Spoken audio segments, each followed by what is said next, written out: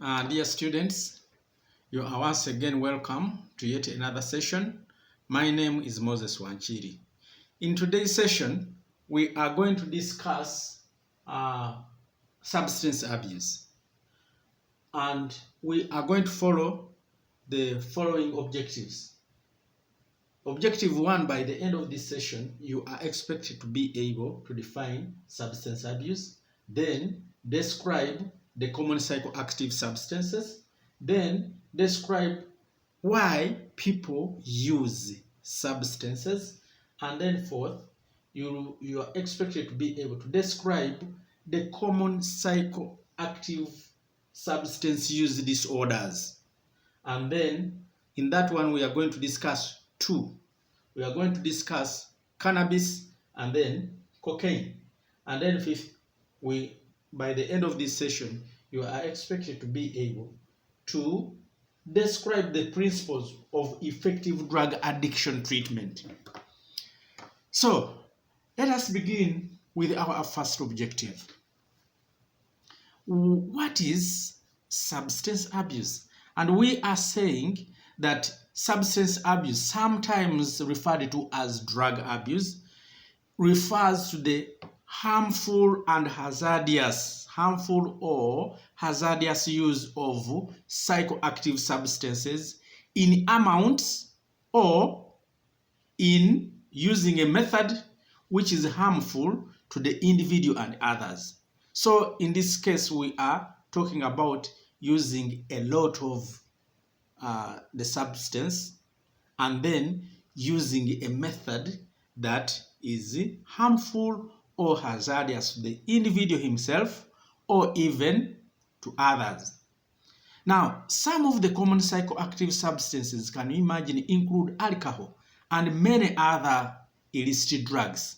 Now, in this case, what is a psychoactive substance? A psychoactive substance is any material that when ingested or in other words or otherwise introduced to the body affects one's cognition or even affect. Cognition refers to things like level of consciousness, orientation, memory, perception, attention. It refers to thinking, judgment. So if anybody introduces any material into his body and then it affects his cognition and at the same time probably affects his affect, then we say that is a psychoactive substance. To be clear, some people use psychoactive substances without getting any addiction, or sometimes they may not even get any substance use disorder, as described in the Diagnostic and Statistic Manual, edition 5. But you realize that other people who use substances can end up with problems as described in the criteria for substance use disorder in the DSM-5. And some of these criteria has such elements like, one, taking the substance in large amounts for longer than is meant to be. A person taking large amounts longer than it's meant to be. Sometimes a person trying to use the substance and then uses the substance and then tries to stop or even cut down, reduce the amount that he takes and he fails. That one is fulfilling the criteria for now substance use disorder. Then spending a lot of time using the drug and then sometimes recovering from the effects of the substance use. That one is now becoming a problematic user of the substance. Sometimes continuing to use the drug even when there is clear evidence that it is affecting a relationship with others. Sometimes giving up important social, occupational, or recreational activities because of the use of the substance. Somebody may be having his work, but he prefers to use the substance and probably sleeps without going to work, or even relate with others, or even other recreational opportunities. are ignored because of using the drug. Then, using substance again and again, even when there is clear evidence that is causing danger to him. Then continuous use, even when one knows that it is causing physical and psychological problems that may hurt himself or even others. Then the other criteria is needing more of the substance to get the same level of satisfaction. For example, the person taking increasing doses in order to maintain the same level of satisfaction. We are calling that tolerance. And then development of withdrawal symptoms. If a person uses the drug and then whenever the blood levels of the active ingredient of the drug goes low in the blood, the person starts getting withdrawal symptoms, then we refer to that one as becoming a problematic user of the drug. Now, what are some of these common psychoactive substances? These psychoactive substances are categorized by different authorities differently. Some of them are categorized according to the active ingredient in them. Some of them are categorized according to the effect that they cause on the body. However, for our purpose, we are going to describe them depending on the effect they cause to the body. And therefore, there is a criteria that is groups them into 4 groups. Although there are some drugs that may actually not fit anywhere in the category, but we are going to describe them in 4 categories. 1, we have stimulants, and the stimulants, for example, cocaine, we have the nicotine, we have the caffeine, we have the cannabinoids, especially the commonly used marijuana. Then we have also depressants. These ones include alcohol, benzodiazepines, and then barbiturates. And then there are opium-related painkillers. For example, tramadol, heroin, and morphine or diamorphine. Then we have also hallucinogens. These ones are derivatives from certain types of mushrooms. And then we have others, like the inhalers. We have the cat or chat, sometimes referred to as mira or mairungi. Then I want to inform you also that there are some drugs that are not illegal, but they are now being started to be used by our people in the community. So I have to take this opportunity to inform you that these are some of the other substances that are being used. One of them is the silver foil or aluminium foil. The aluminium foil that is used to wrap foodstuffs, maybe cakes. Yeah, those ones are burnt, and then they sniff in that smoke. Then they also smoke this loud grass called param. Those are some of the developing drugs that are being used in our community. So what do stimulants do? Stimulants are actual addictive drugs. These naturally, stimulants make somebody to become alert, energetic, talkative, active, very excited. But of course, if they are used in large quantities, they can cause danger to the body and sometimes death. Then the depressants, sometimes referred to as sedatives, these relax the person. The person chills out. He gets what we describe as mellow or paradoxical effects like anxiety, nightmares, and sometimes they may get aggressive. And then the opium-related painkillers, these ones cause a rush of pleasure. The person gets pleasure just within him. Then they have a dreamy state. Sometimes they may also become drowsy. So those effects make the person to like the drug. And then we have hallucinogens. And these hallucinogens cause detachment from the surrounding, mood swings, altered sense of space and time. Then these people who use hallucinogens sometimes get illusions, disorientation from reality, that kind of floating feeling, or feeling like you are puzzled or in animation. And that one makes these people like the drug. Now, the above drugs which we have described in those categories, the stimulants, the depressants, the opium-related painkillers, and then the hallucinogens, have some being considered as soft drugs, and others are considered as hard drugs. Now, soft drugs are those drugs that when a person uses them in large quantities for a long time, they cause psychological dependency. And then the hard drugs are those ones that when a person uses them in large quantities over a long time, they cause physical dependency. In other words, for the hard drugs, the person's body has to alter or adopt its physiology in order to contain the effects of the drug in the body. Soft drugs just cause psychological dependency.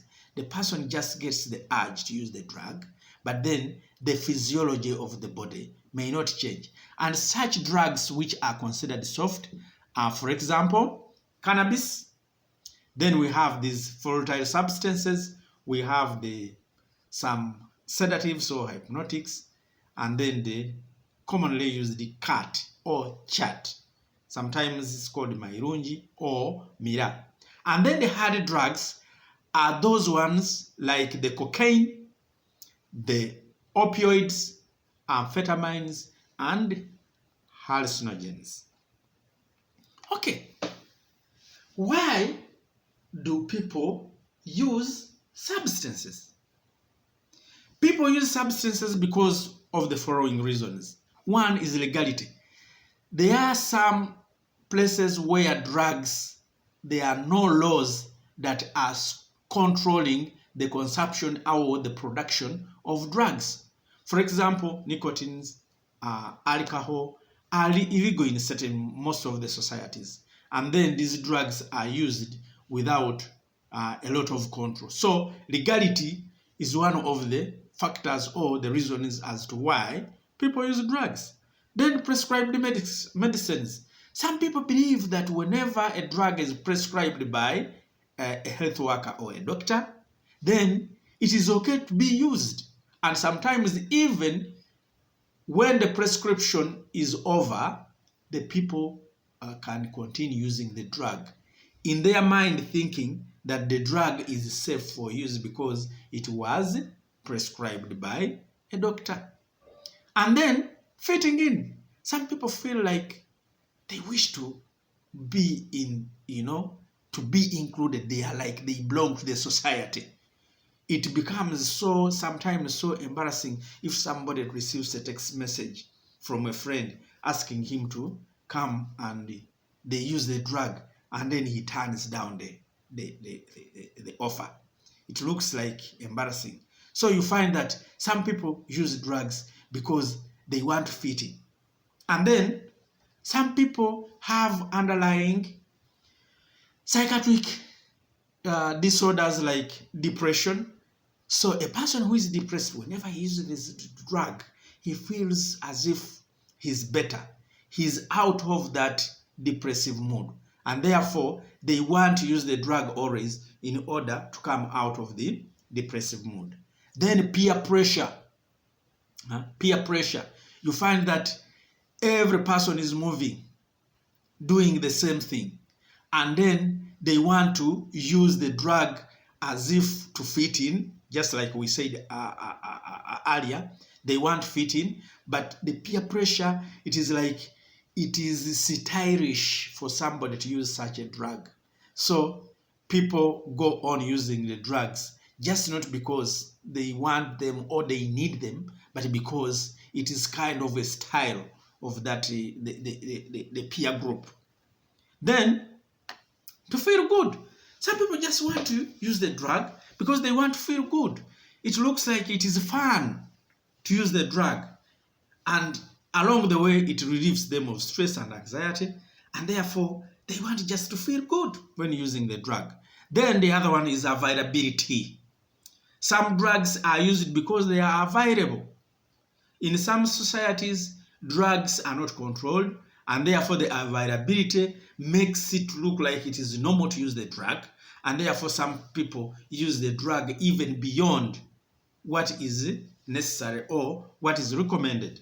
Then, gateway drugs.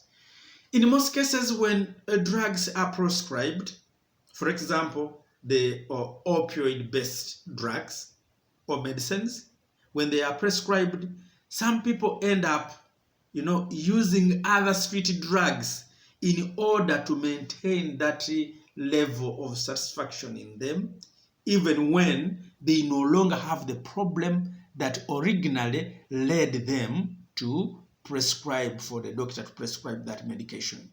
So some drugs open doors for the use of others. You will see, even for example, some person who started drinking alcohol may end up smoking cigarette. Some people who started with prescribed pethidine may end up using marijuana. So there are some of those drugs that are referred to as gateway drugs. Then others use drugs because they want to experiment.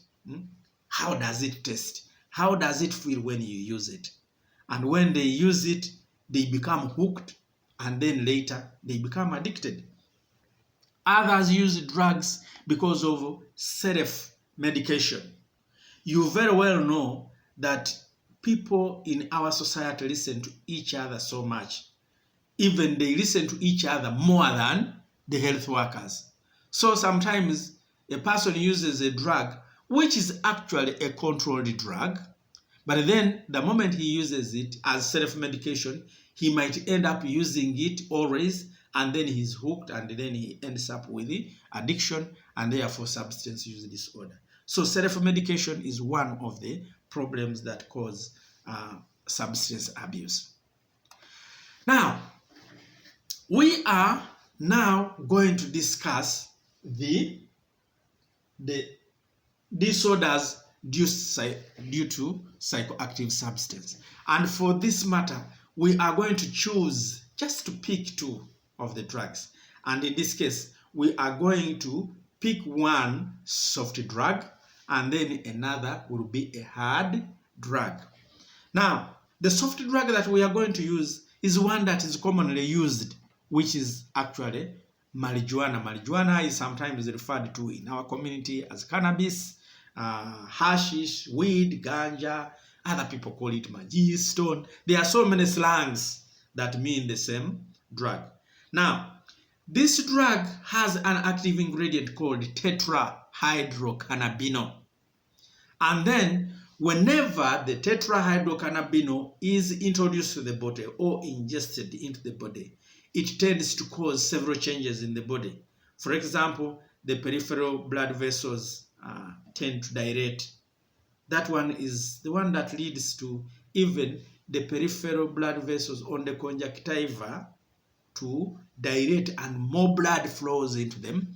Then the person's eyes appear to be injected. Then these people also may have increased levels of dopamine. And this one is the one that gives most of the feeling that these people get from the drug. But otherwise, we are going to discuss the substance abuse disorders. One, during intoxication, that's when the person has taken the drug and there is a lot of drug in the blood. And then we shall discuss them also during long-term use and also withdrawal. Now, for cannabis, the disorder that the person gets when he has just started using the drug or during intoxication is impairment of motor coordination. Sometimes you see these people moving in a way. Sometimes you see them moving like they are what they refer to as swag. Huh? They move like they want to show that they are energetic, or they are people who on the front stage of the world. Such movement may not necessarily be because they want to show that kind of feeling, but because of instability on the ground, because of poor motor coordination. So he has to move as he puts the leg down. He's sure that he's there before moving the other. Then these people become euphoric. Euphoria is increased sense of self-esteem. Imagine a person who has just started drinking, about to get drunk. That kind of feeling, increased sense of self-esteem, is the one we are referring to as euphoria. Then we have anxiety. These people also have a sense of slowed time, and this is the more reason as to why people who use such drugs are not allowed to operate machines or even drive. That means that even if we saw an obstacle in front of him when the vehicle is moving, he's not able to act immediately. So they have that sensation of slowed time. Then they have impaired judgment. Then they have also social withdrawal. They tend to stay alone. And this is very common, apart from those people who are abusing the drug together. Otherwise, people who use marijuana wish to stay alone, so they are socially withdrawn. Then there is conjunctival injection. That's when I explained it already, because the marijuana leads to dilatation of peripheral blood vessels. There is a tendency of more blood flowing into them.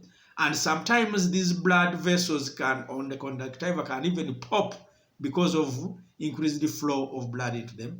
And that one is shown by the eyes being injected. Then increased appetite, dry mouth, and sometimes tachycardia. Then these people who use marijuana for relatively a long time, they usually have interference with the physical and mental development of the unborn fetus. In case there is a mother who is pregnant and uses marijuana, you realize that there is interference in the growth of the fetus. And therefore, such people may end up with the children with congenital abnormalities. They may end up with the children with low birth weight, and sometimes fetal death.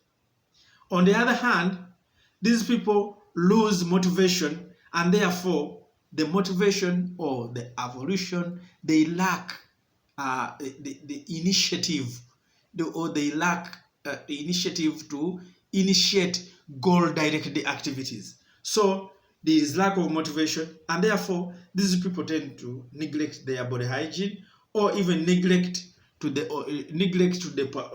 occupational responsibilities.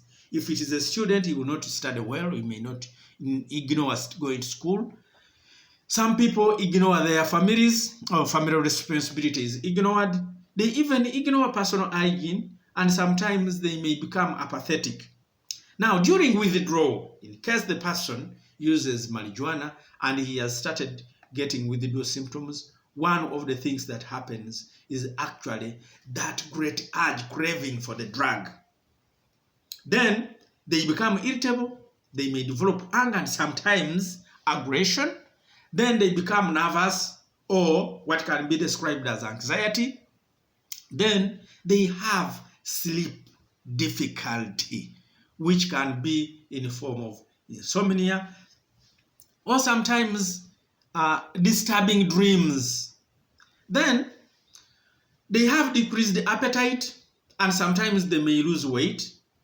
They have restlessness, and then a depressive mood. And this depressive mood drives them to go and use the drug again and again. Then there may be physical symptoms that can cause significant discomfort, like tremors. They may have sweating, a little bit of fever, chills, and sometimes headache.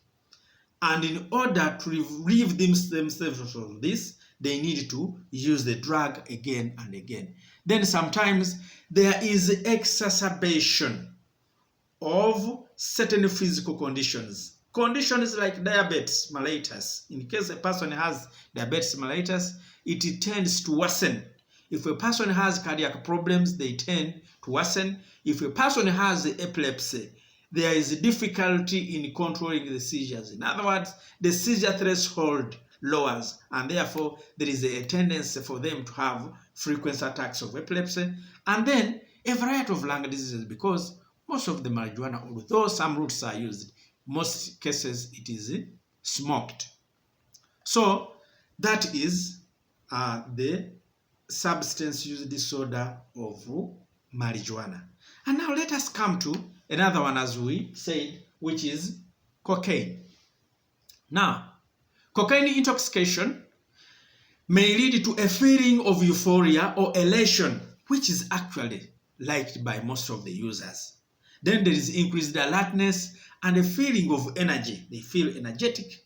And then temporary relief from anxiety may later come about, and later the anxiety comes again. Then there is depression, there is tension, or sometimes feeling of fatigue. There is heightened feeling of confidence and self-esteem. And this is what usually the people who want to enhance their performance need, the confidence and then esteem. So some people who want to enhance their performance, like these people who are stopped from athletics or playing certain games because they have used drugs, these are some of the things that they look for. Then the person may become over-talkative, hyper-vigilant. Yeah? Hyper-vigilant is concerned with even things that do not matter so much. And then they are grandiosed. Being grandiosed is increased sense of self-esteem, well-being, increased sense of self-esteem. Then we have the broad vision. They may have chest pain, they may have nausea, they may have fever, they may have muscle spasms, and then convulsions, and sometimes death. Then these people also may have hallucinations, impaired judgment, outbursts of violence, and sometimes psychomotor agitation, which is shown by the person trying to, So there are some people who, they are not exercising, but you find them as if they are boxing the air. Then there might be physical effects, which may be increase in temperature, sweating, tachycardia, dilatation of pupil, raised blood pressure, altered appetite, and nausea and vomiting may come about. Then these people, in case they are withdrawing, they get what they refer to as cocaine crash or cocaine abstinence syndrome, which is characterized by the unbearable urge to use the drug. Then long-term effect of cocaine may include dependency, and then depression and anxiety, a feeling of restlessness, then inability to concentrate, mood swings. They may have paranoia, they may have sleeplessness, and then weight loss. Sometimes they may have emotional problems, which leads sometimes them to be isolated from family members and friends. Then, at the end of the day, they may have psychosis, which can present with hallucinations and delusions. Then there is also damage to the nose, which includes nasal inflammation of the passage, and this one sometimes predisposes them to nasal bleeding. And then there is increased risk to HIV and hepatitis B because they may be sharing the needles.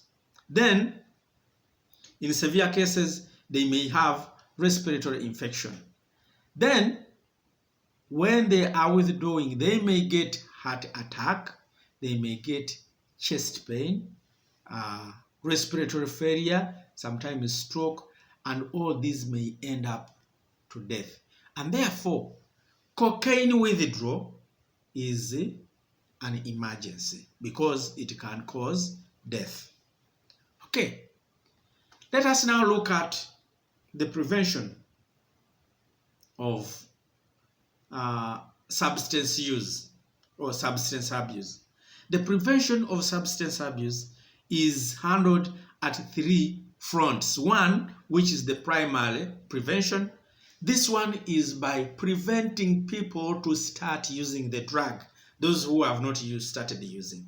And then secondary is trying to detoxify or to manage people and then wean them off from using the drug.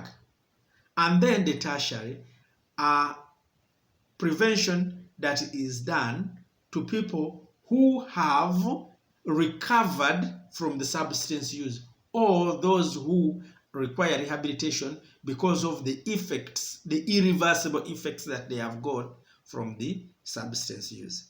In this case, in our session, we shall not go to case management, but we are discussing these substances generally.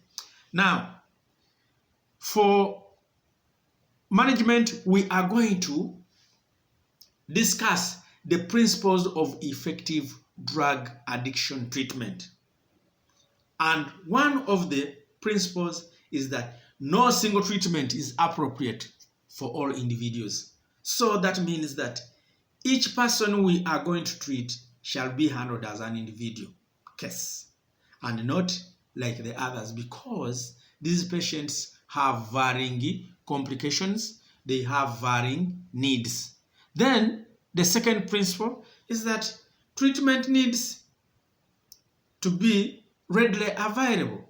Treatment needs to be readily available. In case we get a patient who needs treatment, there is no need for waiting, because this person may get withdrawal symptoms and the complications may not be bearable to the patient and may put patient in danger. The third one is effective treatment should attend to multiple needs of the person. Remember, this person who is using the drug has physical problems that could have been caused by the drug. They have psychological problems, which are sometimes those ones we've discussed, the psychiatric one, depression, anxiety, and so on. And then they have also social problems. So effective treatment is one that attends to multiple needs of the what? Of the patient. Then treatment needs to be flexible. There is a need to be flexible, especially when managing a patient who is changing all the time. There is a need to do ongoing assessment, and this ongoing assessment may make you to have varying diagnosis at every point of treatment. So treatment needs to be flexible. Then there is a need for remaining in treatment for an adequate period of time is something that is critical or effective. Some of this treatment may not take a short time, and we usually advise or encourage people to really be patient with the treatment, because some of this treatment really takes a long time. Then there is a need for individual or group counseling along with this treatment to be effective. So to be effective, there is a need for individual or group counseling. Then medications are important element in the treatment of these psychoactive substances. Remember, some of these substances will have altered the functioning of the body, which may need to be reversed by using certain other chemicals or to use some other drugs to replace the effect that was being caused by the drug in the body. So medications are really very important. Then people use multiple substances sometimes, and therefore there is a need to attend to their problems of the multiple substance use and not just get stuck to one. And then we need also to treat the coexisting mental disorder that is being caused by the substance use. Then medical detoxification is the first stage of addiction treatment. Detoxification is when we assist the body to get rid of the drug that is being abused. And we do this by giving a drug that mimics the one that is abused but does not cause withdrawal symptoms. Then, possible drug use should be monitored during the treatment. So, these people who use drugs have a tendency of smuggling in the substance of abuse. And you know very well that when the person is using the drug, when we are actually treating him, this may cause the person not to respond well to treatment because he's being treated, but at the same time, he does not get the weaning off from the drug because he's always getting the drug as when he's being treated. Then, treatment does not need necessarily to be voluntary. Sometimes we may use the legal means to be able to help the patients to be treated. Otherwise, we should not just leave people getting problems with the substance abuse because they have not voluntarily come to us for treatment. We can use many methods to encourage these people to come for treatment, or even use legal means where possible to make the people get the treatment. Then there is also the need to treat other coexisting problems. These people who use these drugs, remember, would have shared needles, and they may have other conditions like HIV/AIDS, they may have hepatitis B, they may have tuberculosis, and so many other infections. So we need to assess and treat them for those other infections. Then, recovery from drug addiction can be a long-term process. Sometimes it may even relapse at one point, and then we start it over again. So there is a need really to be patient while managing the people who are abusing substances. Dear students, this marks the end of our session, and we are going to have an assignment. In one page, you are going to write 5 things that you have learned from this presentation and any other notes that are available to you on Moodle or even on the platform. And then you write 5 things that you expected to learn, but unfortunately you did not get them. That one may help us in our further discussion. You write 5 of them. And then you write 5 things that should not miss when managing a person with a substance use disorder. Dear students, thank you very much. We meet again while discussing another condition. Thank you.